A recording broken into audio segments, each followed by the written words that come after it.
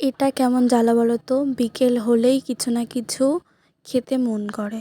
তো বাড়িতে তো সবসময় কিছু অ্যাভেলেবেল পাওয়া যায় না।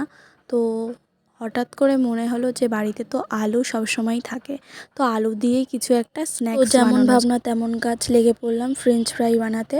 তো এখানে ভালো করে আলুগুলোকে পিস পিস করে কেটে এই বোলে জল দিয়ে ভালো করে ধুয়ে নিলাম।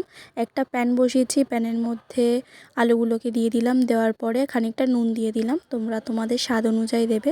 তো এটাই হালকা, মানে আমি বেশি সেদ্ধ করে ফেলেছিলাম আলুগুলোকে, তোমরা হালকা মানে 50% সেদ্ধ করে নেবে আলুগুলোকে।